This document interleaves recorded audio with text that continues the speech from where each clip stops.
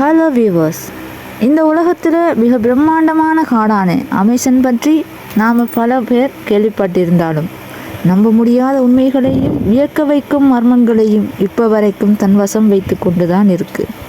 இதே போல் பல இன்ட்ரெஸ்டிங்கான வீடியோஸ்களை பார்க்கணும்னு நினச்சிங்கன்னா நம்ம சேனலை சப்ஸ்கிரைப் பண்ணுங்கள். இந்த வீடியோ உங்களுக்கு பிடிச்சிருந்துச்சுன்னா லைக் பண்ணுங்கள், கமெண்ட் பண்ணுங்கள், ஃப்ரெண்ட்ஸ் அண்ட் ஃபேமிலிக்கு ஷேர் பண்ணுங்கள். இப்போ வாங்க வீடியோக்குள்ளார போகலாம்.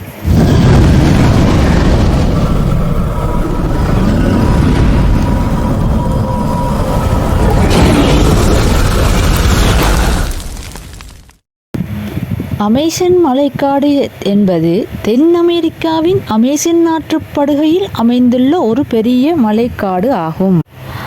அமேசானியா அல்லது அமேசான் படுக்கை என்று அழைக்கப்படும் இதன் பரப்பளவு 7 மில்லியன் சதுர கிலோமீட்டர் ஆகும்.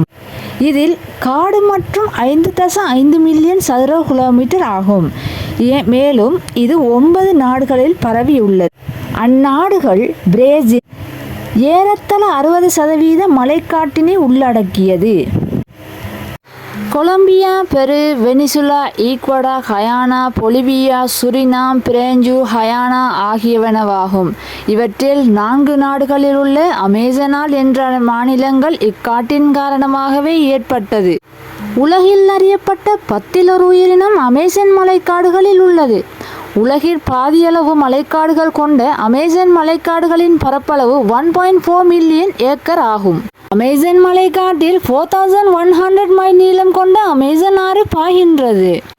2.6 மில்லியன் சதுர மைல் பரப்பளவு கொண்ட அமேசான் வடிநிலம் தென் அமெரிக்காவின் 40% ஆகும். உலகில் பாதிக்கும் மேற்பட்ட மலைக்காடுகளும் மிகப்பெரியதும் உயிரின பன்மை நிறைந்ததுமான மலைக்காட்டினை அமேசான் தன்னகத்தே கொண்டுள்ளது. உலகில் வாழும் உயிரின வகைகளுள் 10ல் ஒரு பங்கு அமேசான் மலைக்காடுகளில் வாழ்வதாக கண்டறியப்பட்டுள்ளது. இதுவே உலகின் மிகப்பெரிய உயிரின தொகுப்பாகும். இப்பகுதி 2.5 மில்லியன் பூச்சினங்களும் 60,000 தாவர வகைகளும் 39 கிராஸ் மரங்களும் ஏறத்தாழ 2000 பறவைகளும் பாலூட்டினங்களும் தாயமாக விளங்குகின்றது. உலகில் உள்ள அனைத்து பறவைகளில் 5ல் 1 இம்மலைக்காடுகளில் வசிக்கின்றது. உலகின் மொத்த ஆக்சிஜன் தயாரிப்பில் 20% அமேசான் மலைக்காடுகளில் இருக்கும் மரங்களின் மூலமாகத்தான் வெளிவருகின்றது. மற்றொரு அறிவிப்பில் காட்டுத்தீ மற்றும் பிற மனித நடவடிக்கைகளினால் ஏற்படும் பாதிப்புகளிலிருந்து தானாகவே மீளும் திறனை இழந்துவிட்டதாக தெரியப்படுகின்றது புதிய ஆய்வு. நேச்சர் கிளைமேட் சேஞ்ச் இதழில் வெளியாகியிருக்கும் புதிய ஆய்வு கட்டுரையின்படி அமேசான் மலைக்காட்டில் முக்காவாசி, அதாவது 75% பகுதிகள் டிப்பிங் பாயிண்டை எட்டிவிட்டதாக கண்டுபிடிக்கப்பட்டிருக்கின்றது.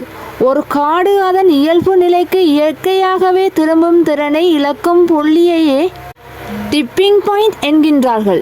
இதனால் உலகில் நுரையீரல் என அழைக்கப்படும் பரந்து விரிந்த அமேசான் மலைக்காடுகள் அடுத்த சில வருடங்களிலேயே வறண்ட புயல் வழியாக மாறும் அபாயம் ஏற்பட்டுள்ளதாக தெரியப்படுகின்றது இந்த ஆய்வு. விஞ்ஞானிகள் பல ஆண்டுகளாக பல்வேறு முறைகளில் இத்தகைய சவாலான ஆய்வுகளை மேற்கொண்டு வருகின்றனர். மேலே குறிப்பிடப்பட்ட இந்த ஆய்வின் சிறப்பு என்னவென்றால், வறட்சி, காட்டுத்தீ மற்றும் மனித நடவடிக்கைகளினால் ஏற்படும் பாதிப்புகளிலிருந்து இந்த காடுகள் எவ்வளவு விரைவாக மீள்கின்றன என்பதை அளவிட இத்தனை ஆண்டுகளாக சேகரிக்கப்பட்ட செயற்கைக்கோள் தரவுகளை இது ஆய்வு செய்கின்றது. மொத்த உலகின் நல்வாழ்வுக்கு பெரும் பங்காற்றுகின்றன இந்த அமேசான் காடுகள். தென் அமெரிக்காவின் நீர் சுழற்சி முக்கிய அங்கமாக இருக்கும் இக்காடுகள் பல உயிரினங்களுக்கு வீடாக இருக்கின்றன. முக்கியமாக பல கோடி டன் கார்பன் டை ஆக்சைடு உள்ளடக்குகின்றன இந்த காடுகள். இந்த சமநிலை தவறினால் உலகம் வெப்பமாகி மனிதன் வாழ தகுதியில்லாத இடமாக மிக விரைவில் மாறிவிடும் அபாயம் உள்ளது. மற்றொரு ஆய்வில் இந்த ஆய்வின் காற்றின் தரத்தை மதிப்பிடுவதற்காக ரெசிலியன்ஸ் என்ற காரணியை எடுத்துக்கொள்கின்றார்கள். ரெசிலியன்ஸ் என்றால் சுயமாக இயல்பு நிலைக்கு திரும்பும் திறன் என்று அர்த்தம். இதற்காக அறிவியலாளர்கள் 2 வகையான தரவுகளை பகுப்பாய்வு செய்தனர்.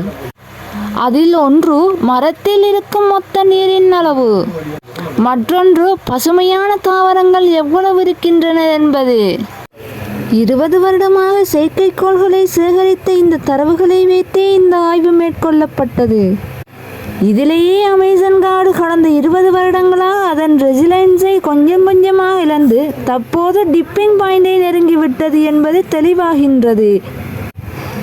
ஆய்வாளர்கள் மொத்தமாக டிப்பிங் பாயிண்டை தாண்டிவிட்டதா என்பது இந்த தரவுகளை மட்டும் வைத்தே துல்லியமாக கூற முடியும் என்பதையும் தெரிவிக்கின்றனர்.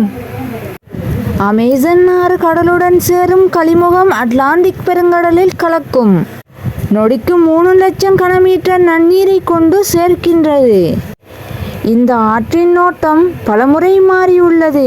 முதலில் மேற்கு நோக்கி பாய்ந்து கொண்டிருந்த இந்த ஆறு அண்டன்ஸ் மலையின் வளர்ச்சியினால் கிழக்கு நோக்கி பாய்கின்றது. அமேசான் ஆறு எந்த இடத்திலும் பாலம் மூலமாக கடக்கப்படுவதில்லை. இதற்கு காரணம் இந்த அகலம் அல்ல. தற்கால பொறியியலாளர்கள் இதன் குறுக்கே பாலம் கட்ட முடியும். எனினும் ஆற்றின் பெரும்பகுதி வெப்பமண்டல மழைக்காடுகள் வழியாக பாய்ந்தாலும் அங்கு சில நகரங்களே உள்ளதாலும் பாலத்தின் தேவை ஏற்படவில்லை. பல்வேறு அளவைகளின்படி அமேசான் ஆறு உலகின் பெரியதாக இருந்தாலும் நீளத்தை பொறுத்தமட்டில் இது நைல் ஆற்றை விட சிறிது குறைவு என்பதை பெரும்பாலான புவியியலாளர்கள் கணிப்பு. இதே போல இன்ட்ரெஸ்டான வீடியோ பார்க்கணும்னு நினைச்சிங்கன்னா சீக்கிரம் பற்றின வீடியோ டிஸ்கிரிப்ஷனில் லிங்க் கொடுத்துருக்கேன். அதையும் ஒரு முறை கிளிக் பண்ணி பாருங்கள். தென் அமெரிக்கா நாடான பிரேசிலின் உயிர் நாடியாக கருதப்படும் அமேசான் நதி வரலாறு காணாத அளவில் வளர்ச்சியடைந்துள்ளது. இது உலக நாடுகளுக்கு ஓர் எச்சரிக்கை என்று அறிவியலாளர்கள் கூறியுள்ளனர். அமேசான் நதியின் நீர்மட்டம் குறைந்ததன் விளைவாக அதன் கிளை நதிகளிலும் தண்ணீர் கடுமையாக குறைந்துள்ளது. ஓகே வியூவர்ஸ், இந்த வீடியோ அவ்வளவுதான். வீடியோ உங்களுக்கு பிடிச்சிருந்தா லைக் பண்ணுங்கள், கமெண்ட் பண்ணுங்கள், மறக்காமல் ஃப்ரெண்ட்ஸ் அண்ட் ஃபேமிலிக்கு ஷேர் பண்ணுங்கள்.